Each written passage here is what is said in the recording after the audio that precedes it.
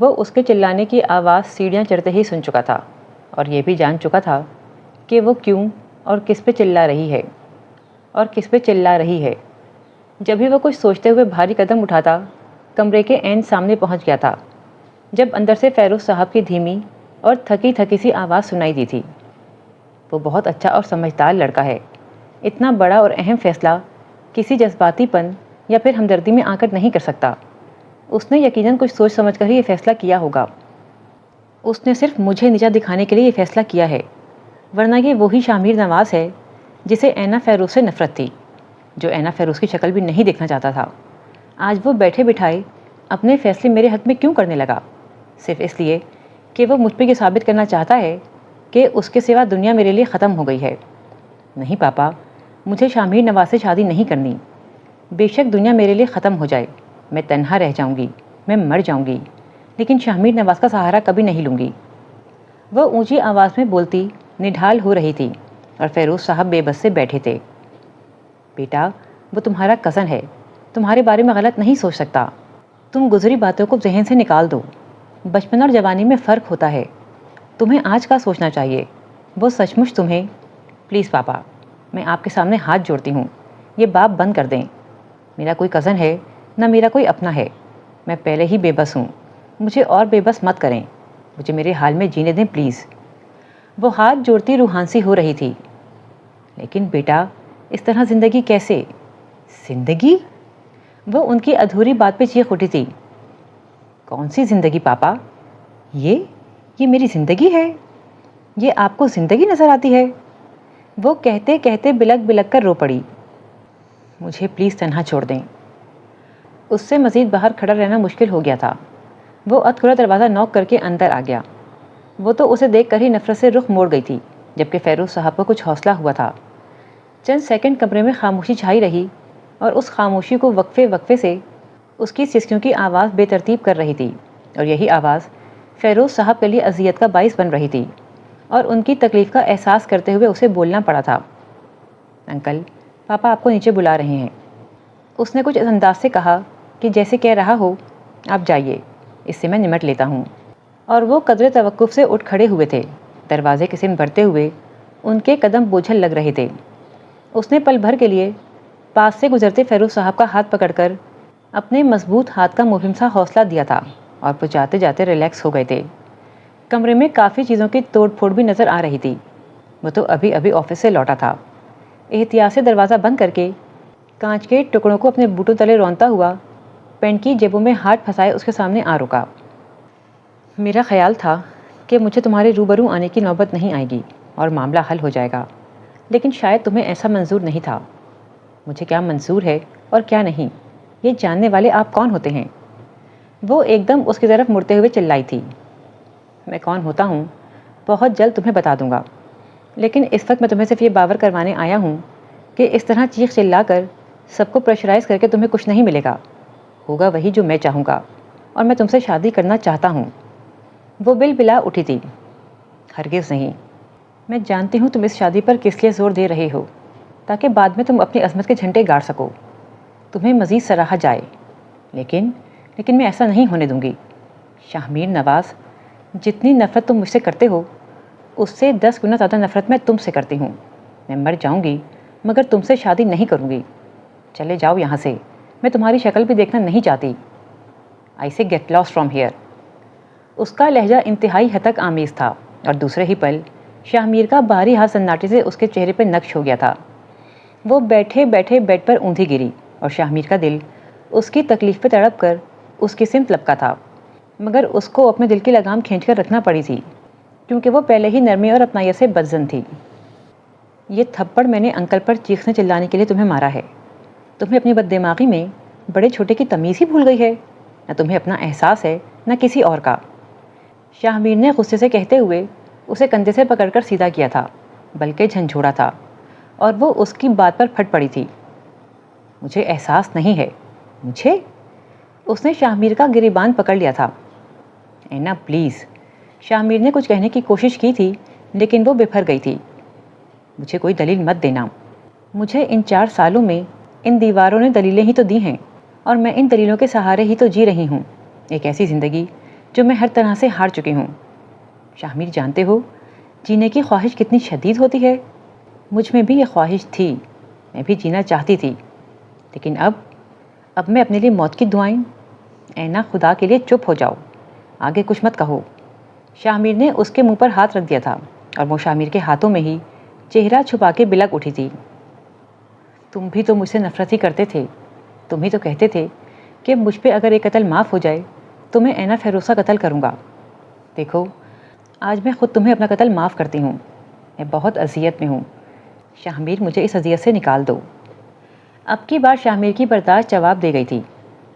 ہاں تم سچ مچ سب کو تنگ کرنے کے لیے پیدا ہوئی ہو، تم نے ہمیشہ سب کو ستایا ہے۔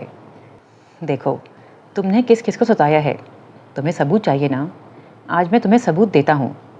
وہ غصے سے پلٹ کر کمرے سے چلا گیا تھا اور تھوڑی دیر بعد واپس آیا تو نہ جانے کیا کیا اٹھا لایا تھا اور سب کچھ اس کے سامنے بیڈ پر ڈھیر کر ڈالا تھا۔ دیکھو تم نے کس کس کو ستایا ہے اینا فیروز، دیکھو دیکھو یہ نفرتوں کے ثبوت دیکھو۔ وہ انتہائی غضب سے کہتا دھڑام سے دروازہ بند کر کے چلا گیا تھا۔ آج پہلی بار شاہ میر اس قدر بلند آواز میں بولا تھا اور اس کا یہ روپ ناقابل یقین تھا۔ وہ حیرت زدہ سی بیٹھی بیڈ پہ بکھری اشیاء کو اور کمرے کے بند دروازے کو دیکھ رہی تھی۔ اس نے لرزتے ہاتھوں سے ان چیزوں کی سمت ہاتھ بڑھایا تھا، اندر بے چینی بڑھ رہی تھی۔ آج سردی کی لہر معمول سے زیادہ تھی، گھروں اور سڑکوں میں بھاگنے دوڑنے والی زندگی کی گہما گہمی بہت کم نظر آ رہی تھی۔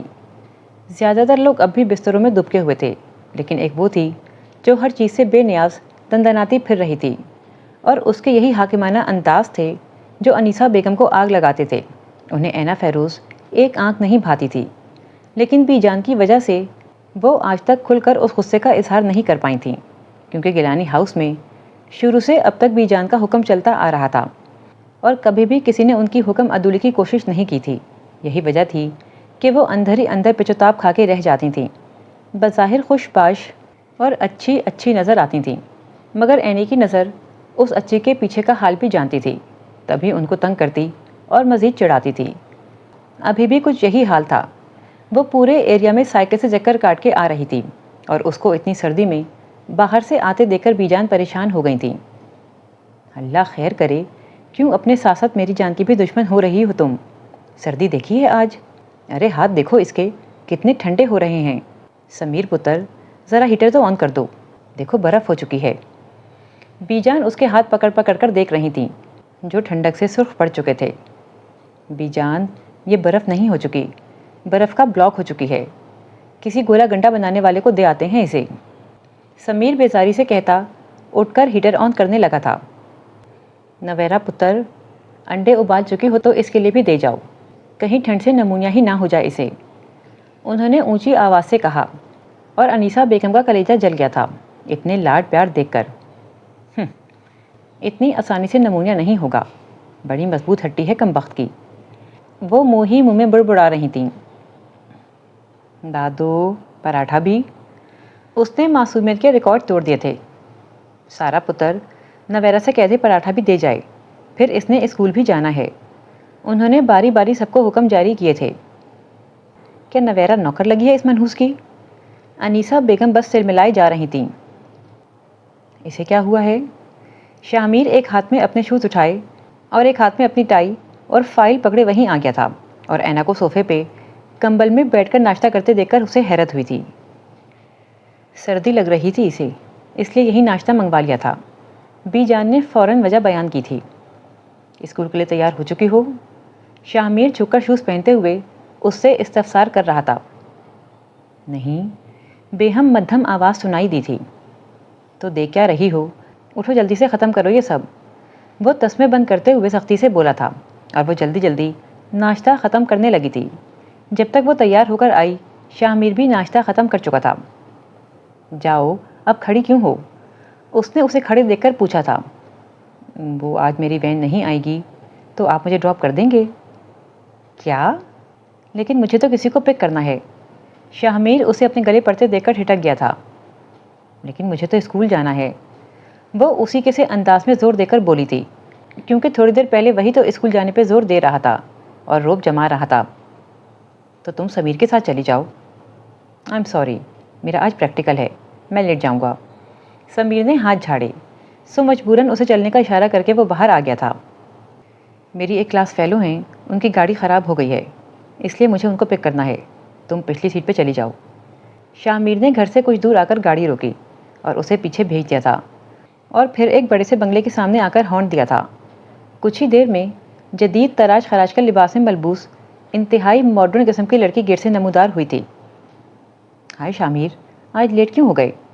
وہ گاڑی میں بیٹھتے ہوئے کافی بے تکلفی سے بولی تھی، اور اس کے لفظ آج پہ اینا کے کان کھڑے ہو گئے تھے، اور اسے یہ سمجھنے میں ذرا دیر نہ لگی کہ وہ اسے روزانہ پک کرتا ہے، اور پھر وہ دونوں آپس میں باتیں کرتے رہے، اور اینا چپ چاپ نہ جانے کیا کیا سوچتی رہی۔ آج اس کے سامنے شامیر کی شرافت کا پہلو آیا تھا، اس لیے اسے کچھ تو سوچنا ہی تھا، اور اس کی سوچیں اس کے چہرے پہ صاف نظر آ رہی تھیں، جن کو شامیر نے بیک ویو میرر سے ہی جانچ لیا تھا، اور خطرے کی گھنٹی بھی سنائی دینے لگی تھی۔ آج گھر میں چہل پہل معمول سے زیادہ تھی، کیونکہ آج رانیہ آپی اپنے بچوں کے ہمراہ تشریف لائے ہوئے تھیں، اور ان کے آتے ہی رونقیں کچن سے لے کر گیٹ تک بچ جاتی تھیں، اور ان رونقوں میں اینا پیش ہوتی تھی۔ اس وقت بھی ہرا بھرا لان اس کے لیے کرکٹ اسٹیڈیم بنا ہوا تھا۔ حمزہ، میرے بعد تمہارا اوور شروع ہوگا، دعا کرو آخری بال پہ یہ آؤٹ ہو جائے۔ اس نے وکٹ پہ کھڑی سونی کو دیکھا اور خود بالنگ کرانے کے لیے تھوڑی دور چلی گئی تھی۔ ادھر آؤ۔ ایک پاؤں آگے اور ایک پاؤں پیچھے ہی تھا جب عقب سے شامیر کی آواز آئی تھی۔ اس کا گیند والا ہاتھ فضا میں ہی رہ گیا تھا، اور اس نے گردن موڑ کر شامیر کو دیکھا تھا۔ وہ ابھی ابھی گاڑی سے اترا تھا، البتہ اس نے اپنا انداز بدلنے کی زحمت نہیں کی تھی، یوں جیسے اسٹیچو بن گئی ہو۔ میں کہہ رہا ہوں ادھر آؤ۔ اب کی بار آواز اور لہجہ سخت تھا۔ وہ دانت کچکچاتی ہوئی گیند حمزہ کی صرف اچھال کر اس کے قریب آ گئی تھی۔ تم نے میری کلاس فیلو کے بارے میں کسی کو کچھ بتایا تو نہیں؟ شامیر کے لہجے میں صبح والا خدشہ بول رہا تھا۔ اینا اور مشکوک ہو گئی۔ وہ گاڑی والی؟ وہ جب بھی معصومیت پہ آتی تو حد کر دیتی تھی۔ دیکھو اینا، اس کے بارے میں بی جان، نویرا، سارا یا پھر سمیر کو بتانے کی کوئی ضرورت نہیں ہے۔ اس کی گاڑی خراب ہے، اس لیے آج کل میں اسے ڈراپ کر رہا ہوں۔ وہ بہت اچھی لڑکی ہے، کوئی غلط بات مت سوچنا۔ شامیر نے نہ جانے کیوں وضاحت پیش کی تھی۔ صبح تو آپ صرف آج کہہ رہے تھے کہ اس کی گاڑی خراب ہے، اور اب آج کل؟ اتنے بڑے گھر کی بیٹی ہے وہ، کیا اسے دوسری گاڑی چھوڑنے نہیں جا سکتی؟ یا پھر اس کے گھر میں صرف ایک ہی گاڑی ہے؟ وہ بھی بال کی کھال اتارنا خوب جانتی تھی۔ شامیر غصہ دبا گیا تھا، کیونکہ آج خود پھنسا ہوا تھا اور وہ شیر ہو رہی تھی۔ دیکھو اینا، تم نے کسی بات کو مرچ مسالہ لگا کر کسی کو بتانے کی کوشش کی تو مجھ سے برا کوئی نہیں ہوگا۔ میں نہیں چاہتا کہ میں سب کی نظروں میں مشکوک ہو جاؤں، یا پھر اس لڑکی کے کردار پر کوئی حرف آئے اور مجھے خواہ مخواہ صفائیاں دینا پڑیں۔ اس لیے تمہیں وارن کر رہا ہوں کہ اپنی زبان قابو میں رکھنا، سمجھی تم؟ اس نے سختی سے کہا تھا۔ وہ کندھے اچکا کر پلٹ گئی۔ اینا، کیا بات تھی؟ ماموں نے تمہیں کیوں بلایا تھا؟ حمزہ قریب آ گیا۔ اس کی طبیعت میں تجسس حد سے زیادہ بھرا ہوا تھا۔ تمہارے ماموں کا کسی کے ساتھ زبردست قسم کا افیئر چل رہا ہے، اور وہ اسے چھپا رہے ہیں۔ وہ بھی اینا فیروز تھی، الٹی کھوپڑی والی۔ ماموں کا افیئر؟ حمزہ نے آنکھیں پھیلائیں۔ ہاں، اور اب کسی کو بتانا مت۔ چلو اندر چلتے ہیں اور لوڈو کھیلتے ہیں، اب باہر اندھیرا ہو چکا ہے۔ وہ بھوس میں چنگاری پھینک کر سکون سے اس کے ساتھ اندر آ گئی تھی، جہاں رانیہ آپی برا جمان تھیں۔ دوسرے روز صبح ہی صبح وہ غصے سے کھولتا ہوا اس کے کمرے میں جا پہنچا تھا۔ میں نے تم سے کہا تھا کہ کسی سے کچھ کہنے کی ضرورت نہیں، یہ سب بکواس کی۔ وہ اسے کھا جانے کے در پہ تھا، اور وہ جو اسکول جانے کے لیے تیار ہو رہی تھی، اپنی پنک کلر کی ٹائی کو پن لگاتے ہوئے اس کی سمت پلٹی تھی۔ کیا ہوا ہے؟ شامیر کا دل چاہا اسے گھونسا جڑ دے۔ تم نے حمزہ اور سونی سے میرے بارے میں کیا کہا اور کیوں کہا، جبکہ میں منع کر کے گیا تھا؟ اور کیا ایسی واہیات باتیں بچوں سے کی جاتی ہیں؟ وہ تل ملاتے ہوئے پوچھ رہا تھا۔ آپ نے صرف یہ کہا تھا کہ بی جان، نویرا، سارا اور سمیر کو یہ بات بتانے کی کوئی ضرورت نہیں ہے۔ حمزہ اور سونی کا تو آپ نے نام بھی نہیں لیا تھا، اور اگر وہ بچے ہیں تو کیا میں بچی نہیں ہوں؟ آپ مجھ سے اس لڑکی کی باتیں کیوں کر رہے تھے؟ محترمہ اینا سے باتوں میں جیت جانا بہت مشکل کام تھا۔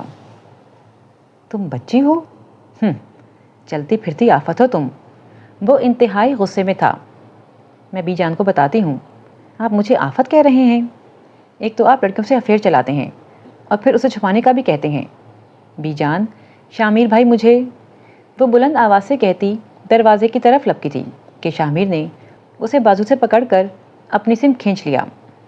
خدا کے لیے اینا، کسی کی عزت بے عزتی کا خیال کر لیا کرو، پلیز اپنی زبان بند رکھو۔ وہ بی جان کی وجہ سے بے بس ہو گیا تھا۔ آپ میرا بازو چھوڑیں، وہ تیکھے لہجے میں بولی تھی، اور شامیر اس کا بازو چھوڑ کر دل ملاتے ہوئے بالآخر کمرے سے ہی باہر نکل گیا تھا اور وہ دل کھول کر ہنسی تھی۔ حمزہ اور سونی نے رات سونے سے پہلے اپنے ماموں کے کارنامے کی اطلاع اپنی ماں کو دی تھی، اور صبح صبح جاگنگ سے واپسی پہ ہی رانیہ آپی نے شامیر کی تفتیش شروع کر ڈالی تھی، جس پہ اسے کئی بار وضاحت دینا پڑی تھی کہ وہ لڑکی محض ایک کلاس فیلو ہے اور اس کی گروپ ممبر ہے۔ اس کے لیے چند روز کی پک اینڈ ڈراپ کا مسئلہ تھا جس کے لیے شامیر نے اسے آفر کی تھی، کیونکہ وہ بھی اسی ایریا کی رہائشی تھی اور روٹ بھی ایک ہی تھا۔ لیکن اتنی وضاحتوں کے بعد بھی رانیہ آپی کا شک دور نہیں ہوا تھا، اور انہوں نے اینا کو خاموشی سے شامیر پر نظر رکھنے کو کہا تھا، جس کا اس نے بخوشی وعدہ کر لیا تھا۔ دادو، میں پاس ہو گئی، میرا رزلٹ آ گیا، وہ دور سے ہی شور مچاتی ہوئی آ رہی تھی، لہجہ خوشی سے کھنک رہا تھا۔ بی جان، نواز گیلانی اور شامیر بیک وقت چونک گئے تھے۔ انہیں ہرگز امید نہیں تھی، لیکن یہ سچ تھا کہ وہ اچھے نمبر سے پاس ہوئی تھی۔ جیتی رہو، اللہ کامیابی نصیب کرے۔ بی جان نے اسے اپنی آغوش میں سمیٹ کر دعائیں دیں اور ماتھے پہ پیار کیا تھا۔ تایا انکل، میرے مارکس آپ سب کی توقع سے زیادہ آئے ہیں، اس نے خوشی سے چہکتے ہوئے بتایا تھا، جس پہ نواز گیلانی نے اسے مبارکباد دی، سر تھپکا اور ساتھ ساتھ انعام بھی دیا تھا۔ اور اس سے پہلے کہ اینا ان سے انعام وصول کر کے پیچھے ہٹتی، شامیر وہاں سے اٹھ کر چلا گیا تھا، حالانکہ وہ اسے متوجہ کر کے اپنی کامیابی کا بتانے ہی والی تھی۔ اسے جاتے ہوئے دیکھ کر ذرا کی ذرا ٹہری تھی اور پھر دوبارہ سے سب کی طرف متوجہ ہو گئی تھی۔ تھوڑی دیر بعد نویرا، سارا اور سمیر نے بھی اسے مبارکباد سے نوازا تھا، بلکہ سمیر تو باقاعدہ اسے آئس کریم کھلانے لے گیا تھا۔ اب میں کالج جاؤں گی نا دادو، آج کل اسے پاس ہونے سے بھی زیادہ کالج جانے کی خوشی خوش کر رہی تھی۔ ہاں کیوں نہیں، میری بیٹی بہت زیادہ پڑھے گی، بی جان نے اس کے بعد سنوارتے ہوئے پیار سے کہا تھا۔ بڑا نام روشن کرے گی، انیسہ بیگم دل ہی دل میں بڑبڑائیں۔ میں سارا آپی کے ساتھ کالج میں ایڈمیشن لوں گی۔ کیوں؟ سارا کے کان کھڑے ہو گئے تھے۔ آپ کا کالج بہت خوبصورت ہے اور گھر سے زیادہ دور بھی نہیں ہے، ابھی تو آپ نے 2 سال اور بھی پڑھنا ہے اس کالج میں، اس لیے مجھے بھی آسانی رہے گی نا آپ کے ساتھ۔ اینا پہلے سے سوچے بیٹھی تھی، لیکن سارا کو یہ منظور نہیں تھا۔ ہو سکتا ہے میں اس سال کالج چھوڑ دوں، میرا ارادہ ہے کہ میں 1 سال کے لیے اسٹڈی ڈراپ کر کے کچھ ریسٹ کروں، اس دوران میں مختلف کورسز کر لوں گی۔ سارا اینا کو اپنے کالج میں افورڈ کرنے کا حوصلہ نہیں رکھتی تھی، اس لیے بہانے سے ٹال دیا تھا، سو مجبوراً اسے اپنے ایڈمیشن اور کالج کا مسئلہ نواز گیلانی کے سامنے رکھنا پڑا تھا، اور چند دن میں ہی اس کا ایڈمیشن ہو بھی گیا تھا۔ اینا ادھر آؤ بیٹا، تمہارے پاپا کا فون ہے، بات کر لو۔ نواز گیلانی کی اطلاع پہ فریش موڈ میں سیڑھیاں اترتی اینا کے قدم سست پڑ گئے تھے، اور یہی سستی اس کے چہرے پہ چھا گئی تھی، وہ ایک پل میں ہی بجھ سی گئی تھی۔ ہیلو، دوسری طرف سے فیروز گیلانی کی بےتاب سی آواز ابھری تھی۔ السلام علیکم، اس نے سب پارٹ سے لہجے میں سلام کیا تھا۔ وعلیکم السلام، کیسی ہو میری جان، میری بچی؟ ٹھیک ہوں، مبارک ہو بیٹا، تم نے انتہائی اچھے مارکس سے میٹرک کلیئر کیا ہے، مجھے سن کر بہت خوشی ہوئی ہے۔ وہ اپنی خوشی کا اظہار کر رہے تھے۔ تھینک یو، اس نے بہت ہی فارمل سے انداز میں شکریہ ادا کیا تھا۔ میں نے تمہارے لیے گفٹ اور تمہاری شاپنگ کے لیے کچھ رقم بھیجی ہے، بی جان سے لے لینا، اور اگر کسی اور چیز کی بھی ضرورت ہو تو ضرور بتانا بیٹا، وہ پیار بھرے لہجے میں کہہ رہے تھے۔ کیا آپ میری ضرورت پوری کریں گے؟ ارے کیوں نہیں میری جان، میں تمہاری ضرورت پوری نہیں کروں گا تو اور کون کرے گا؟ وہ خوش ہوئے کہ وہ خود سے کوئی فرمائش کرنا چاہ رہی ہے۔ مجھے آپ کی ضرورت ہے پاپا، مجھے کوئی گفٹ، کوئی رقم نہیں چاہیے، بلکہ مجھے اپنا باپ چاہیے، میں آپ کے ساتھ رہنا چاہتی ہوں، ماں اور باپ کی کمی کبھی کوئی چیز پوری نہیں کر سکتی، پلیز آپ آ جائیں، میں بہت تنہا ہوں۔ اینا کا لہجہ بھرا گیا تھا اور فیروز گیلانی وہیں کے وہیں بے بسی کا ڈھیر بن گئے تھے۔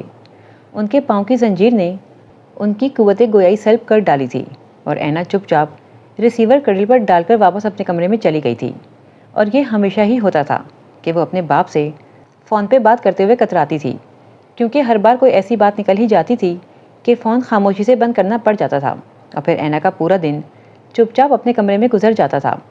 تب باپ کے ساتھ ساتھ ماں کی کمی مزید بڑھ جاتی تھی، اور وہ سب سے چھپ کر خوب دل کھول کر روتی، اور جب باہر آتی تو پھر سے فریش ہو چکی ہوتی تھی۔ نواز گیلانی اور فیروز گیلانی صرف 2 ہی بھائی تھے۔ وہ دونوں کافی کم عمر تھے جب باپ دل کا مریض ہو گیا، اور گھر کے حالات بد سے بدتر ہوتے چلے گئے تھے۔ باپ کی بیماری نے ان کی تعلیم کو بھی نگل لیا تھا، اور مجبوراً وہ دونوں بھائی روزگار ڈھونڈنے میں لگ گئے۔ چھوٹا موٹا کام کرتے ہوئے وہ دونوں گھر دھکیلنے میں کامیاب ہو ہی گئے تھے کہ باپ کی اچانک موت نے انہیں توڑ کے رکھ دیا تھا۔ وہ اپنی ماں کے ساتھ رہ گئے تھے، اور ماں کی کفایت شعاری دیکھتے ہوئے نواز گیلانی نے فیروز گیلانی کو تعلیم حاصل کرنے کا مشورہ دیا اور ذمہ داری خود اٹھا لی تھی۔ اس طرح وہ گھر بھی چلا رہے تھے اور بھائی کی تعلیم کا بوجھ بھی۔ حالات کافی بہتر تھے، جن کے بل بوتے پہ بی جان نے بڑے بیٹے کی شادی کر دی، اور 3 سالوں میں 3 بچوں رانیہ، شاہمیر اور نویرا کی پیدائش نے نواز گیلانی کو بوکھلا کے رکھ دیا تھا۔ انہیں ایک کندھے کی ضرورت تھی جو ان کا بوجھ پٹا لیتا، اور یہ کندھا فیروز گیلانی کے سوا اور کس کا ہو سکتا تھا بھلا۔ اور اپنی تعلیم سے فارغ ہوتے ہی فیروز گیلانی نے انگلینڈ جانے کا فیصلہ کیا تھا، کیونکہ اپنے ملک میں وہ سالوں دھکے کھاتے رہتے، پھر بھی اچھی جاب ملنا ناممکن تھا، اور نہ ہی ان کے حالات بدل سکتے تھے۔ سو پیسہ کمانے کی غرض نے انہیں اپنوں سے دور کر ڈالا تھا۔ وہ اپنا گھر بیچ کر اپنے جانے کا انتظام کر پائے تھے، اور نواز گیلانی حالات بدل جانے کی امید لے کر کرائے کے مکان میں آ بسے تھے، اور فیروز گیلانی جو پیچھے اپنا سب کچھ بیچ آئے تھے انگلینڈ پہنچ کر کام ڈھونڈنے میں لگ گئے۔ لیکن ایک ویٹر، ایک کوک، ایک ڈش واشر سے بڑھ کر انہیں کوئی جاب نہیں مل رہی تھی، کیونکہ وہ اللیگل تھے۔ انہیں یہ کام چوری چھپے کرنا تھے اور وقت گزارنا تھا۔ لیکن فیروز گیلانی اپنے پیچھے کے حالات سے بخوبی باخبر تھے، اور حالات بدلنے کے لیے وہ کچھ بھی کر سکتے تھے، اور انہوں نے وہ کچھ کر بھی ڈالا تھا۔ شادی کے بعد وہ قدرے آزاد ہو چکے تھے، اچھی جگہ جاب مل گئی تھی، اور انگلینڈ کی نیشنلٹی بھی ہاتھ آ گئی تھی۔ اب وہ وقت پڑنے پہ واپس پاکستان بھی جا سکتے تھے، لیکن وہ پاکستان نہیں گئے، بلکہ دن رات محنت کرتے رہے تھے، جس کا نتیجہ یہ نکلا کہ نواز گیلانی کا بزنس جم چکا تھا۔ وہ گھر اور گاڑی کے مالک بن چکے تھے، ان کے بچے اچھے اسکولوں میں پڑھ رہے تھے، سب کچھ سیٹ ہو چکا تھا۔ بس فیروز گیلانی کی کمی تھی، اور بی جان دن رات اصرار کرتی تھیں کہ واپس آ جاؤ۔ فیروز گیلانی اپنی بیوی اور اپنی زندگی سے بہت خوش تھے۔ ایلس بہت اچھی لڑکی تھی، وہ فیروز گیلانی کو بہت چاہتی تھی، لیکن مسئلہ یہ تھا کہ وہ اسے پاکستان نہیں جانے دیتی تھی۔ اسے فیروز گیلانی کی بے وفائی کا خدشہ تھا، لیکن وہ تمام عمر قید ہو کر بھی تو نہیں رہ سکتے تھے، لہٰذا انہوں نے ایلس کو بھی اپنے ساتھ چلنے کو کہا، مگر وہ نہیں مانی تھی، اور مجبوراً فیروز گیلانی کو ہزاروں وعدے اور قسمیں دینے کے بعد پاکستان جانے کی اجازت ملی تھی، اور یوں وہ ایلس کو اپنی محبت کا، اپنی واپسی کا یقین دلا کر پاکستان آ گئے تھے۔ پاکستان آ کر انہیں سچ مچ بہت خوشی ہوئی تھی۔ ان کے گھر کے حالات ہی نہیں بلکہ سب کچھ بدل چکا تھا۔ نواز گیلانی کے بچے بڑے ہو چکے تھے، بی جان خوشی خوشی زندگی گزار رہی تھیں، لیکن وہ اپنی اس خوشی میں مزید اضافہ چاہتی تھیں، وہ بھی فیروز گیلانی کی شادی کی صورت میں۔ اور فیروز گیلانی بی جان کی خواہش سن کر بدک گئے تھے۔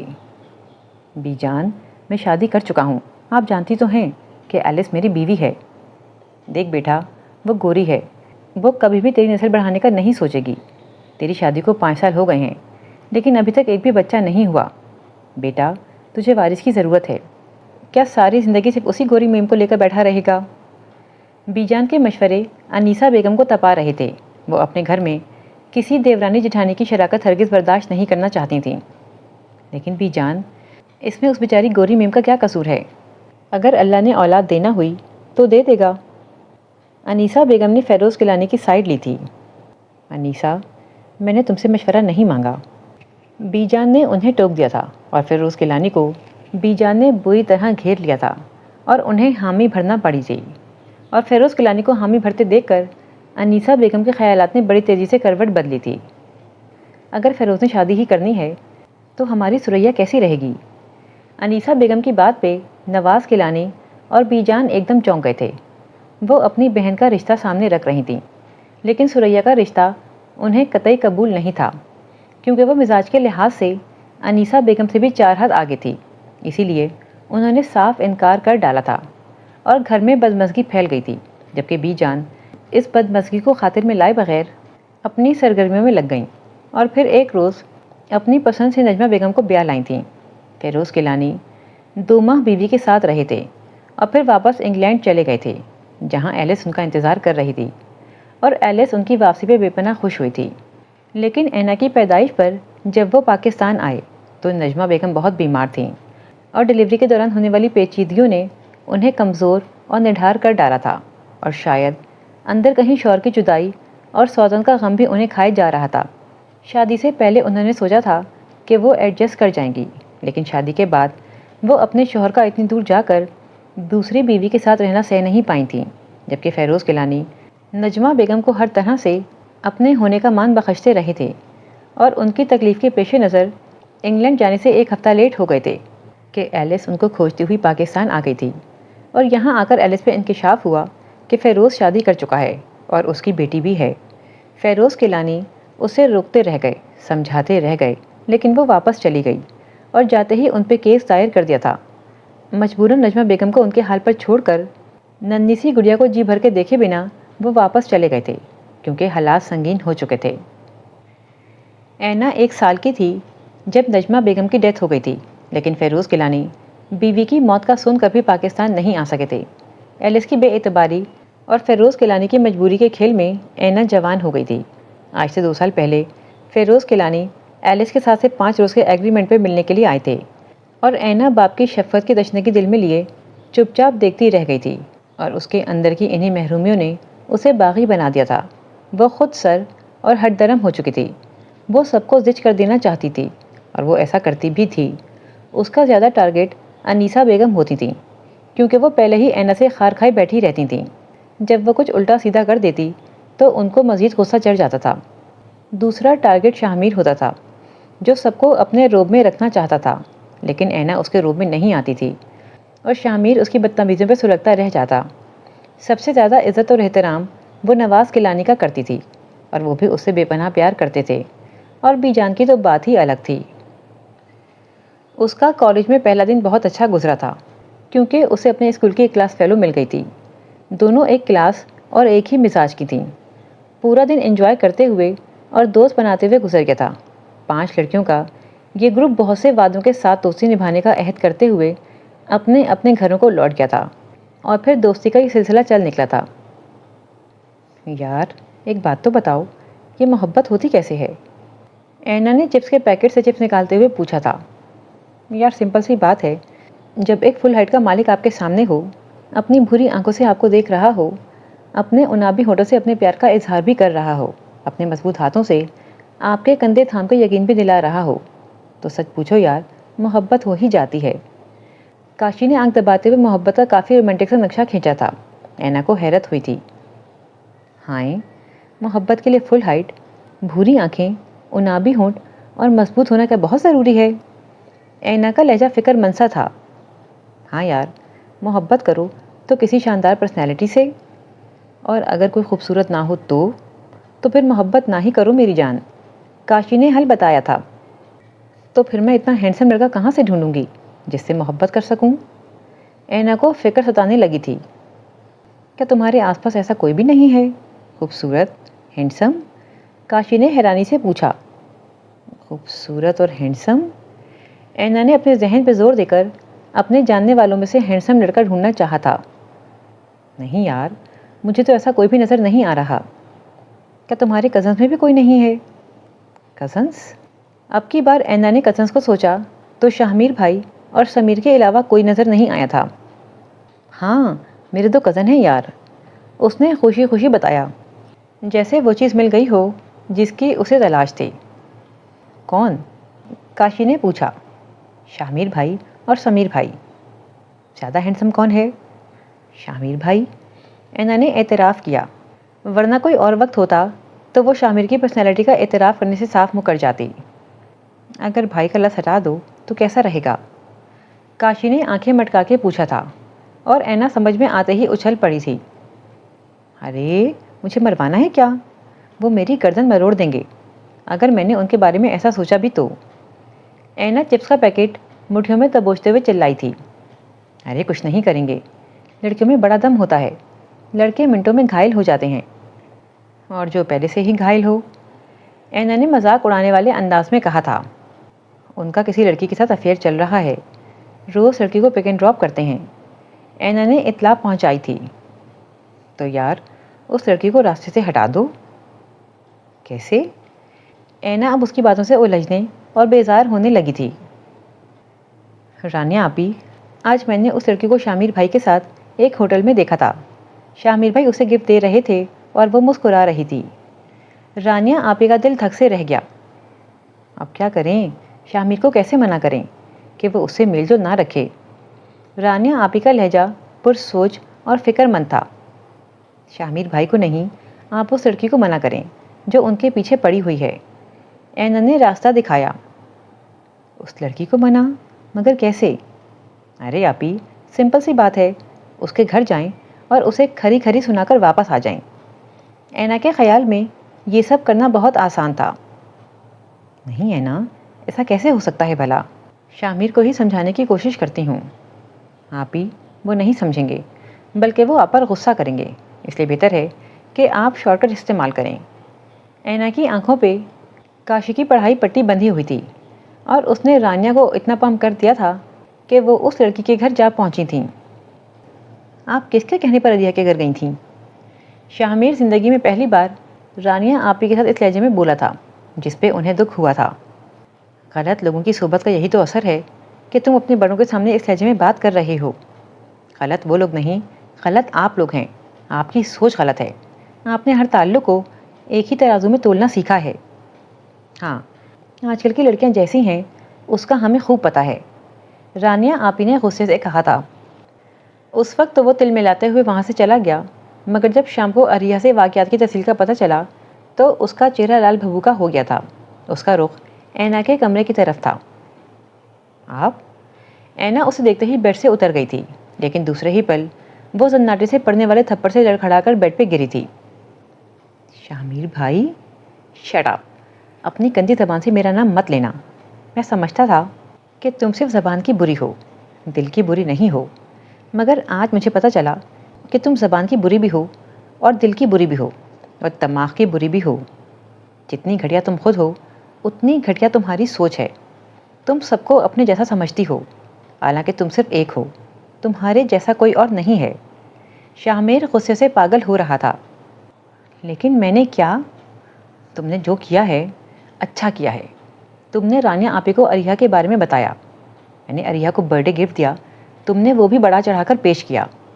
تم نے رانیہ آپی کو عریہ کے گھر جانے پہ فورس کیا، تم نے انہیں عریہ کا ایڈریس دیا، تم نے کچھ نہ ہوتے ہوئے بھی مجھے مشکوک کر دیا، تم نے عریہ کی انسلٹ ہی نہیں کروائی، مجھے میری ہی نظروں میں گرایا ہے۔ پھر بھی تم کہو گی کہ تم نے کچھ نہیں کیا؟ ہے نا فیروز، آج اگر مجھ پہ ایک قتل معاف ہو جاتا تو میں تمہارا قتل کر ڈالتا۔ تم فساد کی جڑ ہو، امی سچ کہتی ہیں، تم مصیبت ہو، عذاب ہو اس گھر کے لیے عذاب۔ وہ غصے سے لفظ چبا چبا کر کہتا اسے نفرت سے دیکھ رہا تھا، اور اینا تھپڑ سے سن ہوتے رخسار پہ ہاتھ رکھے ساکت کھڑی شامیر کو دیکھ رہی تھی۔ اس کے کانوں میں شامیر کے نوکیلے الفاظ گونج رہے تھے۔ وہ اس شخص سے محبت کرنے نکلی تھی لیکن خود بکھر کر رہ گئی تھی۔ اس کی ذرا سی نادانی اور بچپنے نے اسے اج سے فرش پہ لا پٹکا تھا، اور وہ ریزہ ریزہ ہوئی ذات کو سمیٹتی رہ گئی تھی۔ پہلے اسے صرف یہ احساس ہوتا تھا کہ سب اس پہ غصہ کرتے ہیں، ڈانٹتے پھنکارتے رہتے ہیں، مگر اب اسے یقین ہو چکا تھا کہ انیسہ بیگم اور شامیر وغیرہ صرف غصہ ہی نہیں کرتے، اس سے نفرت بھی کرتے ہیں۔ اسے اپنی ذات بوجھ لگنے لگی، وہ سب کی نظروں سے ہی نہیں اپنی نظروں سے بھی چھپنے لگی۔ اسے صرف شامیر نے شکل نہ دکھانے کا کہا تھا، لیکن وہ سب سے اپنی شکل چھپانے لگی۔ بے شک اینا کو اپنی غلطی کا احساس ہو گیا تھا، لیکن پھر بھی اس پہ یہ احساس حاوی تھا کہ شامیر نے جو کچھ اسے کہا ہے وہ اس کے لیے مر جانے کی حد تک ہے۔ وہ ہنستی کھیلتی خوش خوش رہنے والی اینا چپ ہو کر رہ گئی تھی، اور اس کی اس چپ کا غم بھی جان کو کھائے جا رہا تھا۔ البتہ گھر میں اور کسی کو کوئی فکر نہ تھی، بلکہ سب سکون سے ہو گئے تھے۔ شامیر ہائی اسٹڈیز کے لیے ملک سے باہر جانا چاہتا تھا، جس کے لیے آج کل اس کی کوششیں جاری تھیں۔ وہ اپنے یورپ جانے کا انتظام کر رہا تھا اور اسی بھاگ دوڑ میں لگا ہوا تھا۔ آج کل اسٹڈی ویزا کی سہولت ملی ہوئی تھی اور وہ اس سہولت سے فائدہ اٹھانا چاہتا تھا۔ شاید قسمت اس کا ساتھ دے رہی تھی، جب بھی اس کے سارے انتظامات ہوتے چلے گئے تھے۔ اسے 1 ماہ بعد امریکہ جانا تھا اور گھر والے سبھی اس کے لیے اداس ہو رہے تھے۔ بھائی، اب آپ واپس کب آئیں گے؟ سارہ نے کافی اداسی سے پوچھا تھا۔ 4 سال بعد انشاءاللہ، میں آپ لوگوں کے ساتھ ہوں گا۔ شاہ میر نے مسکرا کر چھوٹی بہن کا ہاتھ تھپکا تھا۔ 4 سال تو بہت زیادہ ہوتے ہیں بھائی، زندگی بہت بدل جاتی ہے، سارہ نے کھوئے ہوئے لہجے میں کہا تھا۔ اللہ سے بہتری کی دعا کرنی چاہیے گڑیا۔ اس نے بہن کو بازو کے گھیرے میں لے کر قریب کر لیا تھا۔ بھائی، ہمارے لیے بھابھی بھی لے کر آنا، نویرا نے چائے کا کپ تھماتے ہوئے اسے چھیڑا تھا۔ اللہ خیر کرے، بھلا میرا بیٹا کیوں لانے لگا گوری میم؟ تمہارے چچا نے جو روگ پال رکھا ہے، کیا وہ کافی نہیں ہے؟ انیسہ بیگم نے بیٹی کو ڈانٹ دیا تھا۔ امی، میں تو بس مذاق کر رہی تھی۔ نویرا نے ماں کا غصہ کم کرنا چاہا تھا۔ میں تو مذاق میں بھی ایسی بات کرنے سے ڈرتی ہوں۔ میرا بیٹا پڑھ لے کر آ جائے تو دھوم دھام سے شادی کروں گی اس کی، سارے ارمان پورے کروں گی اپنے۔ انیسہ نے شامیر کا ہاتھ چوما تھا۔ امی، اگر آپ سارے ارمان شامیر بھائی پورے کر لیں گی تو میرے لیے کیا بچے گا؟ سمیر نے دہائی دی تھی اور وہ سب ہنس پڑے تھے، اور ان سب کو ہنستے دیکھ کر کسی کی اداس آنکھیں گہری محرومی پہ رو رہی تھیں اور دل دکھ سے بھرا ہوا تھا۔ کتنا مکمل، کتنا پرفیکٹ منظر تھا اس کے سامنے۔ ایک بھائی اپنی چھوٹی بہن سے پیار کر رہا تھا، بہن لاڈ سے باتیں کر رہی تھی، ماں محبت بھری نظروں سے دیکھ رہی تھی، دوسرے بہن بھائیوں کی نوک جھوک جاری تھی۔ سب کے درمیان ایک رشتہ تھا، ایک مان تھا، محبت تھی، اور ایک دوسرے کا احساس بھی تھا۔ سب کچھ تھا وہاں، وہ سب کچھ جو اینا فیروز کے پاس نہیں تھا۔ بس دکھ تھا یا پھر آنسو تھے، اور ایک گہرا احساس تھا، محرومی کا احساس۔ سمیر اور سارہ کی کسی بات پہ کہہ کہا لگا کر ہنستے ہوئے شاہ میر کی نظر اوپر کی سمت اٹھی تو پھر اٹھی ہی رہ گئی۔ دونوں ہاتھ پلنگ پہ رکھے قدرے جھکی ہوئی اینا انہیں ہی دیکھ رہی تھی، لیکن اس کا دیکھنا کیسا تھا، یہ دیکھ کر شاہ میر کی ہنسی ڈوبتی چلی گئی تھی۔ اینا اپنے احساس محرومی کو سمیٹتے ہوئے وہاں سے ہٹ گئی تھی، شاید اس لیے کہ شاہ میر اس کی شکل نہ دیکھے، جبکہ دوسری طرف اس کی شکل دیکھنے کی شدید خواہش جاگی تھی۔ نہ جانے کیوں اینا کا ان لوگوں کو اس طرح خاموشی سے دیکھنا اور پھر خاموشی سے ہی وہاں سے ہٹ جانا شاہ میر کے دل میں بے چینیاں بھر گیا تھا۔ وہ وہاں ہوتے ہوئے بھی وہاں نہیں رہا تھا۔ کچھ دیر بعد شاہ میر اپنے دل کے ہاتھوں مجبور ہو کر اینا سے کچھ کہنے کے ارادے سے آیا تھا، لیکن عجیب سی بات تھی کہ اس کے پاس کہنے کے لیے کچھ بھی نہیں تھا۔ وہ سیڑھیاں چڑھ کر اوپر آیا اور جب اس کے کمرے تک پہنچا تو قدم سست پڑ گئے تھے۔ اسی کشمکش میں اس کی نظر اٹھی تھی اور وہ اپنی جگہ جم سا گیا تھا۔ اینا نیچے کارپیٹ پہ بیٹھی اپنے بیڈ سے ٹیک لگائے کسی گہری سوچ میں گم تھی، اور اس کے آنسو بڑی روانی سے بہہ رہے تھے۔ اس کی تنہائی، اس کے اکیلے پن کا احساس شاہ میر کو اچھی طرح سے ہو چکا تھا، لیکن اس کے باوجود ایک اور احساس تھا جو شاہ میر کو اپنے گھیرے میں لے رہا تھا، اور وہ اس احساس کو کوئی نام نہیں دے پا رہا تھا۔ بہت سے احساسات نے اسے بیک وقت اپنے شکنجے میں لیا تھا، اور وہ کتنی ہی دیر اینا کے کمرے کے ادھورے دروازے میں سے اینا کو دیکھتا رہا تھا۔ شاہ میر، یہاں کیوں کھڑے ہو؟ انیسہ بیگم اوپر آئیں تو شاہ میر کو اینا کے کمرے کے سامنے کھڑے دیکھ کر ٹھٹک گئیں۔ کچھ نہیں امی، وہ اینا رو رہی تھی اس لیے رک گیا تھا۔ نہ جانے کیوں وہ گھبرا گیا تھا، اسے اپنا لہجہ اجنبی سا لگا تھا اور اپنے بہانے پہ اسے حیرت ہوئی تھی۔ اینا کیوں رو رہی تھی؟ انہوں نے بیٹے کی اڑی اڑی رنگت کو مشکوک نظروں سے دیکھا تھا۔ پتہ نہیں، اس نے کندھے اچکائے، لیکن پھر بھی انیسہ بیگم نے تصدیق کرنے کے لیے اینا کے کمرے میں جھانک کر ہی دم لیا تھا۔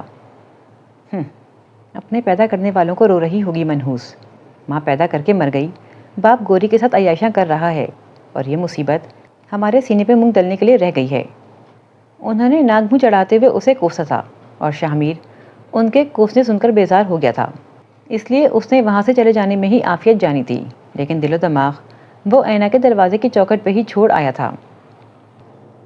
وہ اتنی دور اتنے عرصے کے لیے جا رہا تھا، اس لیے جانے سے پہلے اینا سے کچھ کہنا چاہتا تھا، لیکن کہنے کا موقع ہی نہیں مل رہا تھا، اور جب موقع ملتا تھا تب اینا ہی منظر سے غائب ہو جاتی تھی۔ بہت دن ہو گئے تھے وہ اس کے سامنے ہی نہیں آئی تھی، اور اگر اتفاقاً آ بھی جاتی تو کترا کے نکل جاتی تھی، اور اس طرح بہت سارے دن گزر گئے اور شاہ میر کی روانگی کا وقت آ گیا۔ آج سبھی گھر پہ تھے، نویرا، سارا، سمیر، نواز کیلانی اور رانیہ آپی بھی شوہر اور بچوں سمیت آئی ہوئی تھیں، لیکن صرف اینا گھر پہ نہیں تھی، وہ کالج گئی ہوئی تھی اور پھر وہاں سے اپنی ایک دوست کے گھر چلی گئی، یہ کہہ کر کہ وہ نوٹس بنانے جا رہی ہے۔ اور شامر اپنے انتظار پہ سر جھٹکتا ہوا اٹھ کھڑا ہوا تھا، کیونکہ اس کی فلائٹ کا وقت کم رہ گیا تھا اور ابھی ایئرپورٹ بھی پہنچنا تھا۔ گھر والے سبھی اسے سی آف کرنے گئے تھے، صرف بی جان گھر پہ تھیں۔ جب اینا شام ڈھلے گھر واپس آئی تو پورا گھر اداسی کی لپیٹ میں نظر آیا تھا۔ سمیر ڈرائنگ روم کے صوفے پہ لیٹا ہوا تھا، سارا اپنے کمرے میں تھی، نویرا انیسہ بیگم کو تسلی دلاسا دے رہی تھیں اور نواز کیلانی بی جان کے پاس شامیر کی باتیں کر رہے تھے۔ السلام علیکم تایا انکل۔ السلام علیکم بی جان۔ وہ ان کے قریب آ گئی۔ وعلیکم السلام بیٹا، جیتی رہو۔ اتنی دیر کیوں لگا دی؟ شامیر تم سے ملنے کے لیے انتظار کرتا رہ گیا تھا، نواز کیلانی نے اس کے سر پر ہاتھ رکھتے ہوئے کہا تھا۔ جی وہ میں کچھ ضروری نوٹس بنانے چلی گئی تھی، وہ 2 دن بعد ہمارے ٹیسٹ شروع ہو رہے ہیں نا، اس لیے۔ اس نے سنجیدگی سے بہانہ گڑھا۔ چلو یہ بھی ضروری تھا، اچھا کیا تم نے؟ وہ سر ہلا کر اس سے کالج کی روٹین پوچھنے لگے تھے اور بی جان اندر ہی اندر اینا کی سنجیدگی پہ پریشان تھیں۔ ابو، فیروز انکل کا فون ہے۔ نویرا نے انہیں پکارا تھا اور اینا چونک گئی۔ آؤ بیٹا، تم بھی اپنے پاپا سے بات کر لو۔ وہ اس کا ہاتھ تپک کر اٹھ گئے تھے، لیکن وہ بات کرنے کے بجائے چپ چاپ اٹھ کر اپنے کمرے میں چلی گئی تھی اور بی جان دیکھتی رہ گئیں۔ نویرا آپی، جلدی کریں پلیز، میں لیٹ ہو رہی ہوں۔ اینا پراٹھے کے انتظار میں بیٹھی بے چینی سے بولی تھی۔ اگر اتنی ہی جلدی ہوتی ہے محترمہ تو خود بنا لیا کرو، نویرا بھی انسان ہے، کوئی مشین نہیں ہے، انیسہ بیگم نے تنک کر کہا تھا اور اینا کی ساری بھوک اڑ گئی۔ وہ ایک نظر انیسہ بیگم اور ایک نظر نویرا کو دیکھتی ہوئی اپنا بیگ لے کر ڈرائنگ روم سے باہر نکل گئی تھی۔ امی، آپ بھی کیا کرتی ہیں؟ سب کے لیے ہی بنا رہی ہوں، ایک اس کے لیے بھی بنا دوں گی تو۔ بس چپ کر، تو اس کے لیے کب تک پراٹھے بناتی رہے گی؟ خود اتنی لوٹا ہو گئی ہے پھر بھی کام کو ہاتھ تک نہیں لگاتی۔ انیسہ بیگم نے بیٹی کو ڈانٹ دیا تھا اور پھر اگلی صبح اینا خود کچن میں پراٹھا بنانے آ کھڑی ہوئی تھی اور چند لمحوں بعد ہی اس کی چیخوں سے پورا گھر گونج اٹھا تھا۔ تپتا ہوا گھی اس کے ہاتھ اور بازو کو جھلسا کے رکھ گیا تھا۔ امی، اس کے منہ سے بے اختیار ماں کے لیے پکار ابھری تھی۔ بی جان نے اس کو دیکھ کر سینہ پیٹ لیا تھا۔ انیسہ بیگم بوکھلا گئی تھیں اور نویرا شرمندہ سی کھڑی تھی۔ اینا تکلیف سے تڑپ رہی تھی۔ سمیر نے بھاگ کر اس کے لیے برنول ڈھونڈی اور اس کے بازو پہ لگائی۔ تمہیں کس نے کہا تھا پراٹھا بنانے کو؟ بی جان نے غصے سے پوچھا اور ان کے سوال پہ اینا کی تکلیف اور جلن کی شدت مزید بڑھ گئی تھی اور ساتھ ہی آنسو چھلک پڑے تھے۔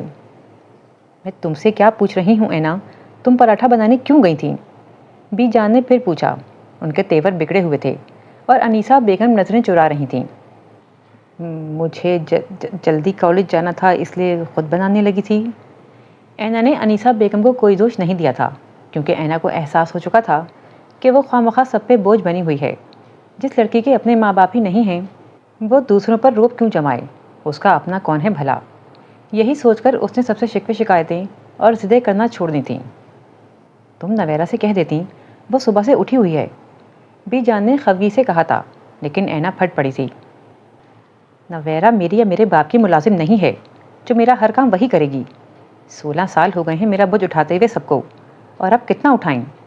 زندہ ہوں میں، مر نہیں گئی، ہاتھ صرف جلا ہے، کٹا نہیں ہے۔ اب بڑی ہو چکی ہوں، اپنے کام کر سکتی ہوں، آپ فکر نہ کریں، بڑی مضبوط ہڈی ہے میری، آسانی سے مرنے والی نہیں ہوں میں۔ مرنا ہوتا تو تب مر جاتی جب میری ماں مری تھی، وہ تلخ لہجے میں کہتی ہوئی وہاں سے چلی گئی تھی۔ آج اس کی وین نہیں آئی تھی، اس لیے وہ گھر سے پیدل ہی نکل آئی تھی اور ابھی وہ چند قدم دور ہی پہنچی تھی کہ سمیر کی بائک اس کے قریب آ کر رکی۔ بیٹھو، میں تمہیں ڈراپ کر دیتا ہوں۔ نہیں، میں چلی جاؤں گی۔ اینا بیٹھو یار، دیر ہو رہی ہے، سمیر نے خفگی سے کہا تھا، کیونکہ کافی دن ہو گئے تھے اینا نے کسی پہ بھی اپنا حق جتانا چھوڑ دیا تھا۔ میں کہہ رہی ہوں نا کہ میں چلی جاؤں گی، اور اچھا ہے ٹانگوں کی تھوڑی ورزش بھی ہو جائے گی۔ اینا نے ہلکے پھلکے سے انداز میں سمیر کو ٹالنا چاہا تھا۔ اینا، میں آخری بار کہہ رہا ہوں کہ بیٹھ جاؤ، ورنہ زندگی بھر تم سے بات نہیں کروں گا۔ سمیر کی دھمکی میں کچھ اثر تھا، جب ہی مجبوراً وہ چپ چاپ بیٹھ گئی تھی۔ اینا، کافی بدل گئی ہو تم، حالانکہ میں سمجھتا تھا کہ پوری دنیا بدل سکتی ہے لیکن تم نہیں بدل سکتی، سمیر نے افسوس سے کہا تھا۔ میں بھی انسان ہوں سمیر بھائی، میں بھی بدل سکتی ہوں، اس نے ہنس کر کہا تھا۔ لیکن تم نہیں جانتی اینا، کچھ لوگوں کے بدلنے پہ افسوس ہوتا ہے، وہ جیسے ہوتے ہیں ویسے ہی اچھے لگتے ہیں۔ تم ہمارے گھر کی رونق ہو، ہنستی کھیلتی رہا کرو، سمیر نے پیار سے سمجھایا۔ ہاں میں گھر کی رونق ہی تو ہوں، اور کچھ بھی نہیں، اس نے آہستگی سے کہا تھا۔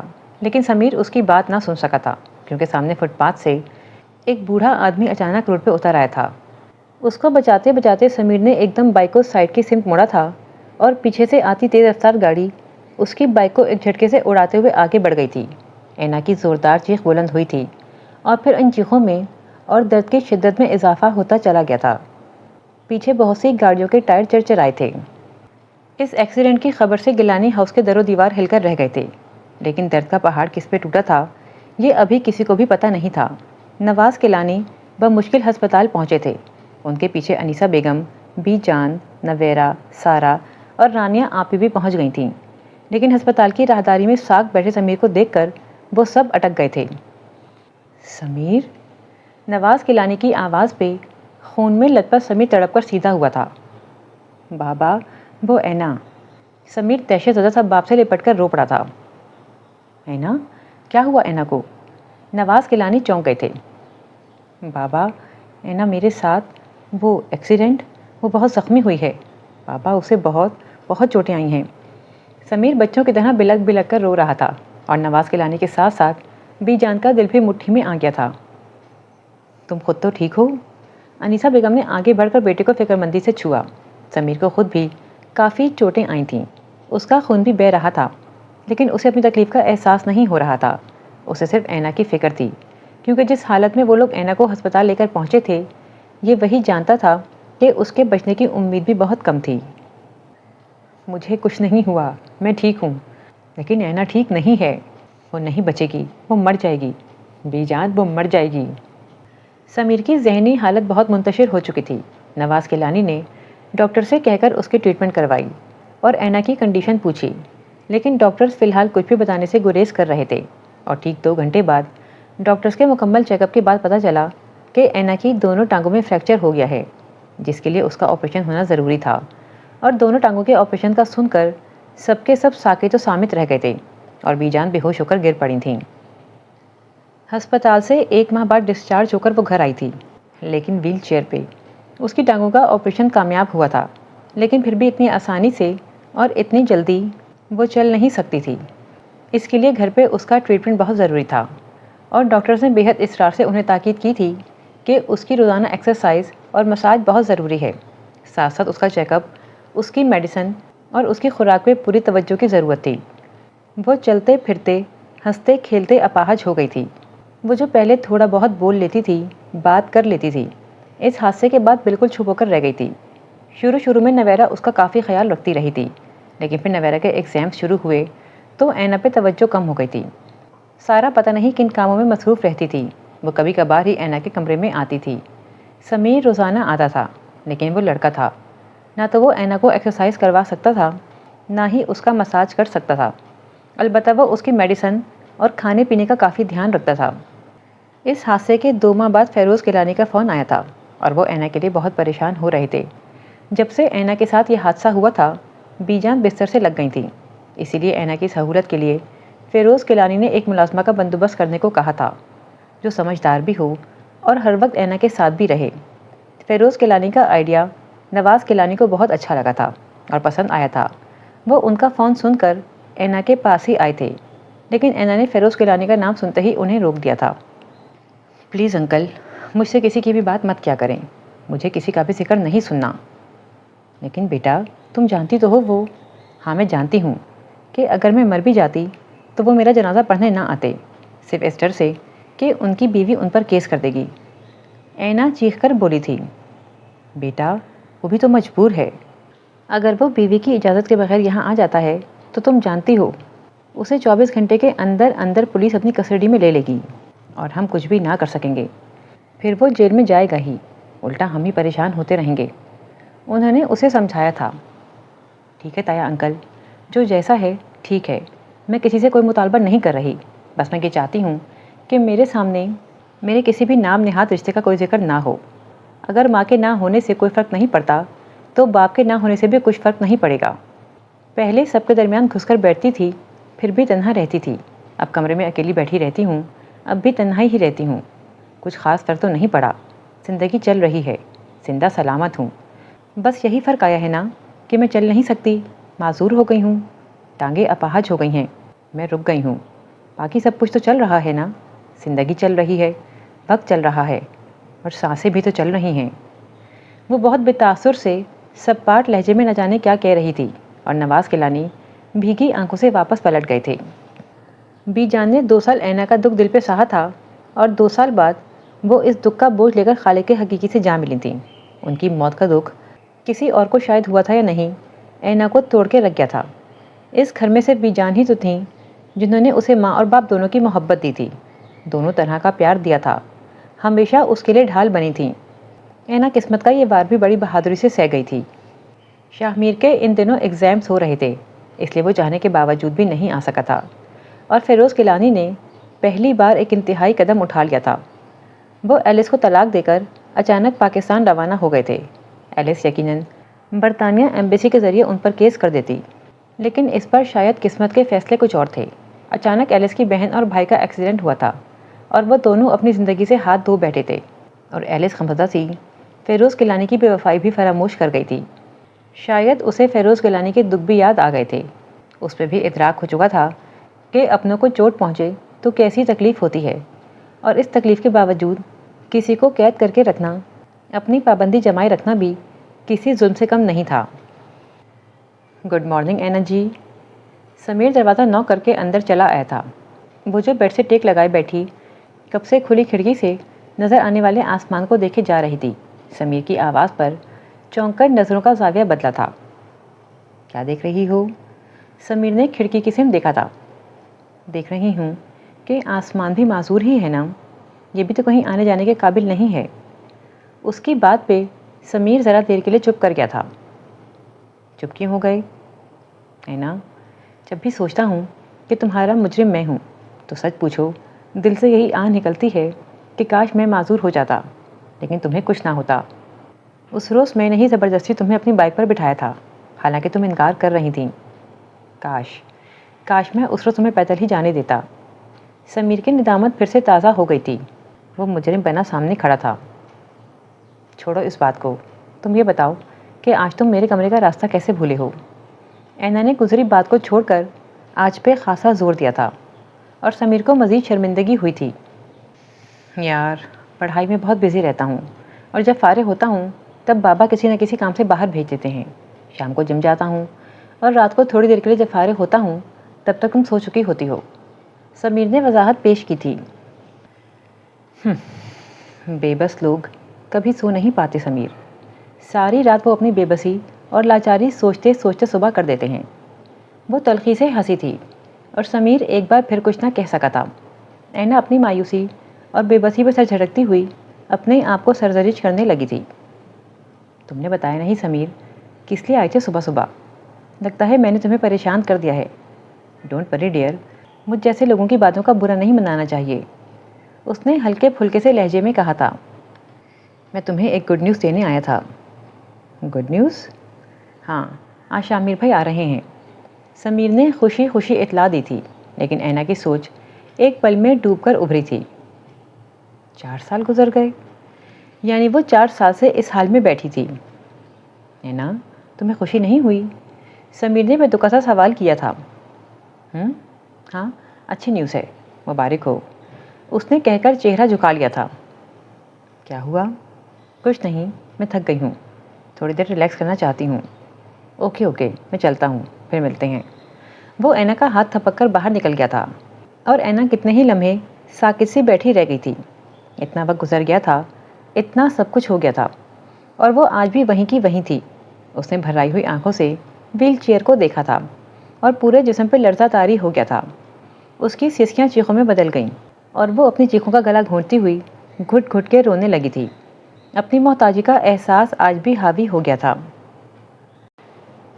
اینا کہاں ہے؟ شاہ میر کو گھر آئے ہوئے پورا دن گزر گیا تھا لیکن پھر بھی اینا کہیں نظر نہیں آئی تھی. تبھی اس نے بالآخر خود ہی پوچھ لیا تھا. اپنے کمرے میں، سارا نے لاپرواہی سے کہا تھا. سارا کا مزاج اپنی ماں جیسا ہی تھا. وہ بھی اینا کو کچھ خاص پسند نہیں کرتی تھی. کیا اسے میرے آنے کا پتہ ہے؟ شاید ہاں. سارا نے کندھے اچکائے تھے. پھر وہ باہر کیوں نہیں آئی؟ شاہ میر کے سوال پہ سارا نے چونک کر اس کی سمت دیکھا تھا کیونکہ شاہ میر کا سوال کافی حیران کن تھا. آپ کو نہیں پتا؟ سارا کو حیرت ہو رہی تھی. کس چیز کا؟ یہی کہ اینا باہر کیوں نہیں آئی. شاید اس لیے کہ وہ 4 سال گزر جانے کے بعد بھی مجھ سے خفا ہے. شاہ میر کو جس چیز کا گمان تھا اس نے وہی کہا تھا. اوہ، تو میرا خیال ہے آپ کو کچھ بھی پتہ نہیں ہے. اگر آپ اینا سے ملنا چاہتے ہیں تو اس کے آنے کا انتظار مت کریں. اس کے کمرے میں جا کر خود مل لیں. سارا نے عجیب مبہم سے انداز میں کہا تھا اور شاہ میر نے الجھ کر ڈرائنگ روم میں داخل ہوتی انیسہ بیگم کو دیکھا. امی، اینا کمرے میں کیوں ہے؟ یہ سارا کیا کہہ رہی ہے؟ شاہ میر کے سوال پہ انیسہ بیگم کا رنگ بدلا تھا. ارے بیٹا، یہ ملنا ملانا تو ہوتا رہے گا. تم سفر سے تھکے ہوئے آئے ہو، کمرے میں جا کر آرام کرو. نیند پوری ہوگی تو فریش ہو جاؤ گے. انیسہ بیگم کے ٹالنے والے انداز پہ شاہ میر ٹھٹک گیا تھا. اسے کچھ غلط ہونے کا احساس ہوا تھا. میں فریش ہی ہوں، ایک بار اینا سے مل لوں، وہ کہتے ہوئے اٹھ کھڑا ہوا تھا. انیسہ بیگم کو پتنگے لگ گئے. اسی دن کا تو ڈر تھا مجھے پتا تھا کہ لڑکا میرے اختیار میں نہیں ہے. اسے ہمدردی کا بخار چڑھ جائے گا اب. وہ ڈرائنگ روم کے بیچوں بیچ کھڑی بڑبڑا رہی تھیں. کیا ہوا بھابھی، خیریت تو ہے نا؟ فیروز کیلانی مسجد سے عشاء کی نماز پڑھ کر آئے تھے. انہیں دیکھ کر رک گئے تھے. کچھ نہیں ہوا، وہ کہہ کر چلی گئیں. اینا ویل چیئر پہ بیٹھی کھلی کھڑکی سے باہر کی روشنیاں دیکھ رہی تھی جب اس کے پیچھے کھڑکی کی آواز ابھری. اس نے چونک کر پیچھے دیکھا. اسے اس وقت فیروز کیلانی کی آمد کی توقع تھی. وہ نماز پڑھ کر اس کے پاس ہی آتے تھے لیکن آج ان کی جگہ شاہ میر کو دیکھ کر وہ تھم سی گئی تھی. جبکہ شاہ میر کو یوں لگا جیسے اس کا دماغ ایک دھماکے سے اڑ گیا ہو. اس کی آنکھوں کے سامنے اندھیرا چھا گیا تھا. اینا شاہ میر کے چہرے پہ زلزلے کے آثار دیکھ کر چونک گئی تھی. اس کی حالت کافی ابتر تھی. وہ کتنے ہی لمحے اینا کو دروازے کے بیچوں بیچ کھڑا دیکھتا رہا تھا اور پھر چند سیکنڈ بعد اسی خاموشی سے واپس پلٹ گیا تھا. اس کی خاموشی خاصی خوفناک تھی. امی، سارا، سمیر. اس نے ڈرائنگ روم میں داخل ہوتے ہی کافی بلند آواز سے سب کو پکارا تھا. کیا بات ہے بیٹا؟ نواز کیلانی اور انیسہ بیگم آگے پیچھے ڈرائنگ روم میں داخل ہوئے تھے. نواز کیلانی کو بیٹے کی اتنی بلند آواز پہ حیرت ہوئی تھی. اینا کب سے چلنے پھرنے کے قابل نہیں ہے؟ اس نے انیسہ بیگم کی آنکھوں میں دیکھ کر پوچھا. کیوں، کیا تمہیں نہیں پتا؟ وہ انجان بنتے ہوئے بولیں. مجھے صرف اتنا بتایا گیا تھا کہ اینا اور سمیر کا ایکسیڈنٹ ہوا ہے. سمیر بچ گیا ہے جبکہ اینا کی ٹانگوں میں فریکچر ہو گیا ہے اور اس کی ٹانگوں کا آپریشن ہوا ہے اور آپریشن کامیاب ہوا ہے جس کے بعد اینا اب بالکل ٹھیک ہے. اس نے چبا چبا کر کہتے ہوئے ماں کو بغور دیکھا تھا. تو اس وقت وہ ٹھیک ہی تھی؟ انیسہ بیگم تیزی سے بولیں. اس وقت ٹھیک تھی تو کیا اب پھر اس کا ایکسیڈنٹ ہو گیا ہے جو وہ دوبارہ سے معذور ہو کر ویل چیئر پہ بیٹھی ہوئی ہے؟ شاہ میر مزید غصے میں آ گیا تھا. ڈاکٹر نے تو یہی کہا تھا کہ وہ اب ٹھیک ہو چکی ہے اور میں نے بھی تمہیں یہی بتایا تھا نا. اب اس لڑکی نے خود ہی چلنے پھرنے کی ایکسرسائز کرنے کی کوشش نہیں کی تو ہم بھلا کیا کر سکتے تھے؟ انہوں نے ناگواری سے کہا. امی، ایک معذور، اپاہج، محتاج انسان خود کچھ بھی نہیں کر سکتا. دوسرے اس کا سہارا بنتے ہیں تب وہ کچھ کرنے کے قابل ہوتا ہے. آپ لوگوں کی لاپرواہی اور بے حسی دیکھ کر یہی احساس ہوتا ہے کہ اس کی محتاجی کے ذمہ دار آپ لوگ ہیں. بہت حوصلہ، بہت جگرا ہے آپ لوگوں کا. ایک ہنستی کھیلتی لڑکی کو گھر کے ایک کمرے میں بٹھا کر بہت ٹھاٹھ سے زندگی جی رہے ہیں آپ.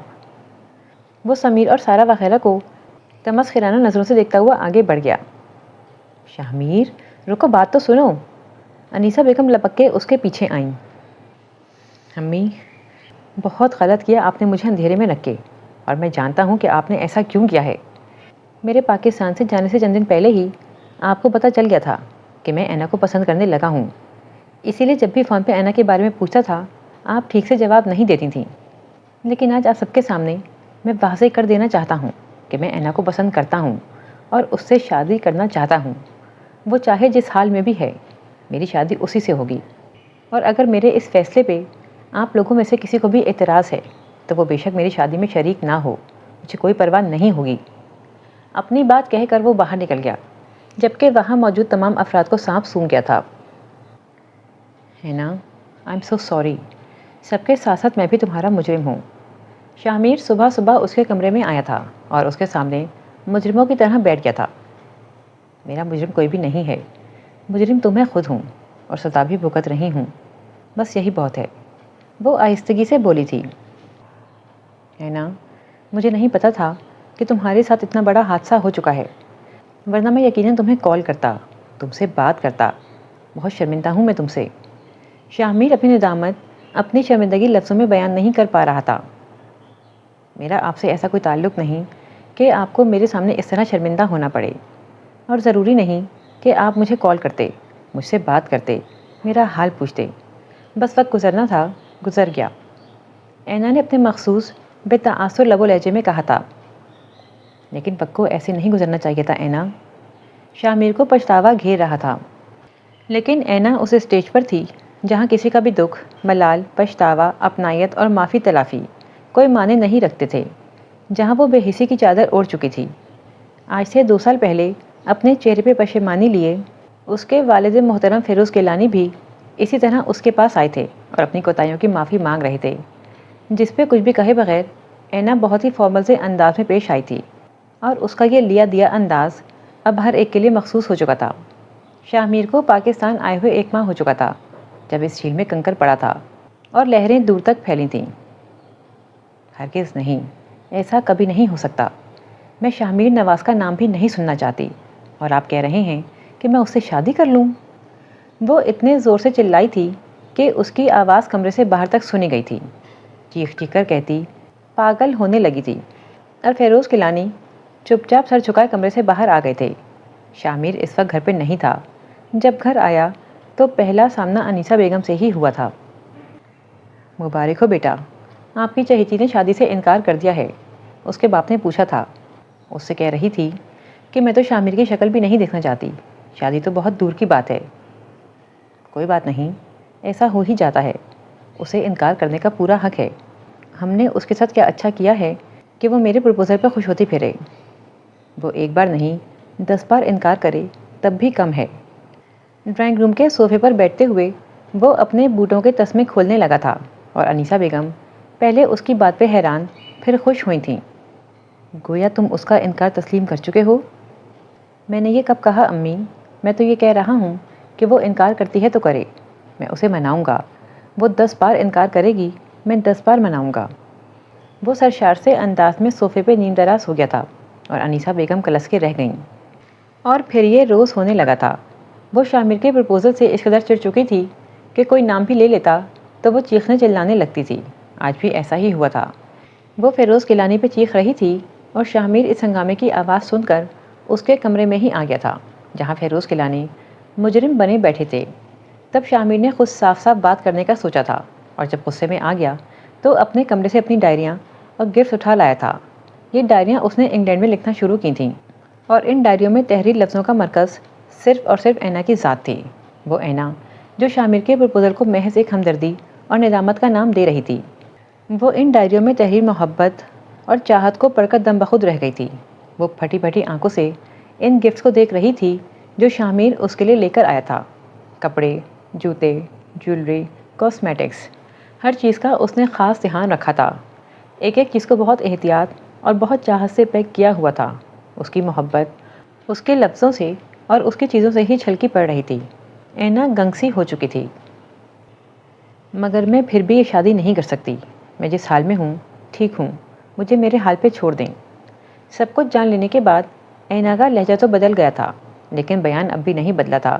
وہ اب بھی شادی سے انکاری تھی. مجھے وجہ بتا سکتی ہو؟ شاہ میر سنجیدگی سے اسے دیکھ رہا تھا. پلیز آپ چلے جائیں یہاں سے، مجھے اکیلا چھوڑ دیں. وہ رخ موڑتے ہوئے بولی تھی. کیوں چھوڑ دوں اکیلا؟ کس لیے؟ ہر بات پہ تم نے ایک ہی رٹ لگائی ہوئی ہے. آخر تم چاہتی کیا ہو؟ کیوں بھاگتی ہو سب سے؟ شاہ میر نے اسے کندھوں سے تھام لیا تھا. کیونکہ سب مجھ سے بھاگتے رہے ہیں. کیونکہ سب نے مجھے نفرت، تنہائی اور اکیلے پن کے سوا کچھ نہیں دیا، کیونکہ آپ کی ماں میری شکل دیکھنا بھی نہیں چاہتی، اس لیے کہ آپ کی یہ نام نہاد محبت، اپنائیت اور ہمدردی مجھے جلنے کی طاقت نہ دے دے۔ آج اتنے سالوں بعد آپ کا یہ اپنا پن میرے کسی کام کا نہیں ہے۔ مجھے جب سب کی ضرورت تھی تب کبھی کسی نے میرے کمرے میں جھانکا تک نہیں تھا، یہاں تک کہ میرے باپ کو بھی میری پرواہ نہیں تھی۔ آج اگر سب کے دل میں میرے لیے درد جاگا ہے تو میرے کس کام کا؟ آپ کا یہ آج کا درد میرے گزرے ہوئے درد کو کم تو نہیں کر سکتا نا؟ آپ کی یہ ہمدردی میری اذیت، میرے دکھ نہیں سمیٹ سکتی۔ جن اذیت ناک راتوں کو میں نے اکیلے جا کر گزارا ہے وہ میں بھولوں بھی تو کیسے؟ اینا شامیر کے سوال پر اٹک گئی تھی، اس کے آنسو رخساروں کو بھگوتے چلے گئے تھے۔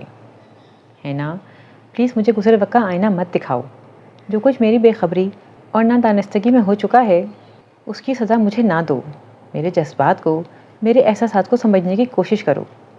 بے شک تمہیں اپنی مرضی کرنے کا اختیار ہے، لیکن پلیز صرف ایک بار میری محبت کو تو سوچ لو۔ شامیر کا لہجہ التجائیہ ہو گیا تھا۔ نہیں چاہیے مجھے کسی کی بھی محبت، نفرت کرتی ہوں میں آپ سے۔ دلہن بنی گاڑی میں بیٹھی تھی اور شامیر فلیٹس کی بلڈنگ کو مانی خیزی سے دیکھتا ہوا اینا کی سائڈ میں آیا تھا۔ کیا خیال ہے دلہن صاحبہ، سیڑھیوں پہ انجوائے کرتے ہوئے جائیں کہ لفٹ کا سہارا لیں؟ اینا کا چہرہ جھکا ہوا تھا، اس کے لہجے اور بات پہ مزید جھک گیا تھا۔ لفٹ سے چلتے ہیں، اینا نے آہستگی سے کہا تھا۔ یہی تو میں سننا چاہتا تھا جناب۔ شامیر شرارت سے ہنسا اور گاڑی کو لاک کرتے ہوئے اس نے اینا کو پورے استحقاق سے بازو میں اٹھا لیا تھا۔ بیڈ روم کا دروازہ کھولتے ہی تازہ گلاب کے پھولوں کی مہک نے چہارسو پھیلتے ہوئے ان کا بھرپور استقبال کیا تھا۔ شامیر نے اینا کو بڑے مان کے ساتھ بیڈ پہ بٹھایا تھا اور کمرے کو دیکھ کر اینا کی آنکھیں پھیل گئی تھیں۔ اسے شاید اندازہ نہیں تھا کہ شامیر کمرے کو اتنا ڈیکوریٹ کرے گا۔ پورا کمرہ تازہ پھولوں سے سجا ہوا تھا اور اس کے علاوہ کمرے کی دیگر ڈیکوریشن اور کلر کمبینیشن بہت خوبصورت تھے۔ اینا نے ایک ایک چیز کو بہت دلچسپی سے دیکھا تھا۔ کیا دیکھ رہی ہو یار، کیا بیڈ روم اچھا نہیں لگا؟ شامیر دروازہ لاک کر کے واپس آیا تو اینا کو ایک ہی زاویے سے بیٹھے دیکھ کر پوچھ لیا تھا۔ نہیں، ایسی تو کوئی بات نہیں۔ اس نے فوراً چہرہ جھکا لیا تھا کیونکہ آنکھوں کے گوشے بھیگ چکے تھے۔ پھر کیسی بات ہے؟ شامیر اس کے برابر بیٹھتے ہوئے اس کا ہاتھ پکڑ چکا تھا۔ میں اتنی محبت اور اپنائیت کی عادی نہیں ہوں شامیر، وہ روحان سی ہو گئی تھی۔ میرے ساتھ رہو گی تو آدھی بھی ہو جاؤ گی۔ تمہیں اتنا پیار دوں گا کہ تم مجھ سے پیار کرنے لگو گی، وہ اس کے آنسو پوچھتے ہوئے بولا تھا۔ Good morning sweetheart. وہ گہری پرسکون نیند سو رہی تھی جب شامیر نے اس کے کان کے قریب کافی گمبھیر آواز میں اسے مارننگ وش کرتے ہوئے نیند سے جگا دیا تھا اور اینا کے چہرے پہ بکھرے بال آہستگی سے پیچھے ہٹا کر اس کے ماتھے پہ بوسہ دیا تھا۔ اتنی جلدی؟ اینا نے ٹائم دیکھ کر کہا۔ رانیہ آپی کی کال آئی تھی، وہ ہمارے لیے ناشتہ لے کر آ رہے ہیں، اس لیے سوچا تمہیں جگا دوں۔ شامیر نے اس کو اپنے بازو کا سہارا دیتے ہوئے اٹھا کر بٹھایا تھا۔ لیکن پھر میں تو لیٹ ہو جاؤں گی، مجھے تیار بھی ہونا ہے۔ کوئی بات نہیں یار، میں تمہیں واش روم چھوڑ آتا ہوں۔ آپی کے آنے تک تم شاور لے کے فریش ہو جاؤ، تمہارے کپڑے اور تولیہ میں واش روم میں رکھایا ہوں۔ اسے ویل چیئر پہ بٹھا کے شامیر باتھ روم میں لے آیا تھا۔ صابن، شیمپو، تولیہ، باڈی سپرے، سب کچھ وہ اس کے قریب رکھ کے پانی چیک کر کے باہر چلا گیا تھا اور اینا کتنے ہی لمحے اس کی پشت کو دیکھتی رہ گئی تھی۔ گڈ مارننگ ڈیئر، رانیہ آپی نے گھر میں داخل ہوتے ہوئے مسکرا کر وش کیا تھا۔ Good morning. شامیر حمزہ اور سونی کو پیار کرتا پیچھے ہٹ گیا تھا۔ اینا کہاں ہے؟ وہ شاور لے رہی ہے۔ اوکے، تم بیٹھو، میں ناشتہ نکالتی ہوں، تب تک وہ بھی آ جائے گی۔ رانیہ آپی ان کے چھوٹے سے امریکن اسٹائل کچن کی طرف بڑھ گئی تھیں۔ کیسا فیل کر رہے ہو شادی کے بعد؟ انہوں نے اسے چھیڑا تھا۔ شامیر مسکرا دیا۔ ابھی تو صرف خوشی فیل کر رہا ہوں، لیکن میں اس خوشی کو بہت زیادہ خوشی میں تبدیل کرنا چاہتا ہوں۔ قسمت کے ساتھ کوشش اور محنت کا کھیل کھیلنا چاہتا ہوں۔ شامیر کا لہجہ ایک ترنگ لیے ہوئے تھا۔ کیا مطلب؟ مطلب بہت خاص ہے آپی۔ میں اینا کو اس کے قدموں پہ دوبارہ کھڑا کرنا چاہتا ہوں، اس کے لیے چاہے مجھے دن رات محنت کرنی پڑے۔ میں نے آج دن 12 بجے ایک ڈاکٹر سے ٹائم لے رکھا ہے جو اینا کا چیک اپ کرنے کے بعد اس کا ٹریٹمنٹ شروع کریں گے۔ شامیر کی بات پہ رانیہ آپی کو حیرت ہوئی تھی۔ کیا اینا ٹھیک ہو سکتی ہے؟ آپی، خدا چاہے تو کیا نہیں ہو سکتا۔ میں نے اینا کا مسئلہ ان کے ساتھ شیئر کیا تھا اور انہوں نے مجھے اچھے کی امید دلائی ہے، اور ویسے بھی مجھے اس کی پاک ذات پہ پورا یقین ہے۔ انشاءاللہ اینا بالکل ٹھیک ہو جائے گی۔ شامر کا لہجہ پر یقین تھا۔ ویل چیئر پہ بیٹھی اینا کے آنسو چھلک پڑے۔ وہ شامر کی باتیں سن کر رو پڑی تھی۔ اب اگر وہ نہ بھی ٹھیک ہوتی تو اسے کوئی غم نہیں تھا، کیونکہ اب اس کا احساس کرنے والا، اس کا درد بانٹنے والا ساتھی اس کے ساتھ تھا۔ شاہمیر کی مسلسل ایکسرسائز، مساج، میڈیسن اور توجہ نے یہ دن دکھایا تھا کہ پورے 8 ماہ بعد اینا نے پورے 4 سال بعد پہلا قدم اٹھایا تھا۔ وہ شاہمیر کا سہارا لے کر چلنے کی کوشش کرنے لگی تھی۔ پھر اگلے 6 ماہ تک وہ اسٹک کا سہارا لینے لگی تھی، اور ٹھیک 2 سال بعد اینا اپنے قدموں پہ چل کے واپس کلانی ہاؤس آئی تھی اپنے پاپا سے ملنے۔ اینا، میری بچی! وہ اسے دیکھ کر بے یقین ہو گئے تھے۔ کیسے ہیں پاپا؟ وہ ان کے گلے لگ گئی تھی۔ کون آیا ہے؟ انیسہ بیگم اندر داخل ہوئیں۔ السلام علیکم تائی انٹی۔ اینا سلام کرتے ہوئے ان کی سمت بڑھی، لیکن انیسہ بیگم ساکسی کھڑی تھیں، بلیک اور سلور کمبینیشن کی ساڑی میں، شولڈر کٹ بالوں اور ہلکے پھلکے میک اپ میں۔ وہ اینا تو پہچانی ہی نہیں جا رہی تھی۔ اینا نے شاہمیر کو دیکھا۔ امی، اینا آپ کو سلام کہہ رہی ہے۔ اس نے ماں کو متوجہ کیا تھا۔ ہاں۔ انہوں نے کھوئے ہوئے انداز میں اس کے سر پہ ہاتھ رکھا تھا۔ بیٹا، یہ سب کیسے؟ فیروز کلانی خوشی سے بول نہیں پا رہے تھے۔ یہ سب سرپرائز تھا آپ لوگوں کے لیے۔ اینا بہت عرصے سے چلنے پھرنے میں کافی امپروو کر رہی تھی، لیکن ہم نے کسی کو بھی نہیں بتایا تھا۔ یہ بات راز رکھی تھی۔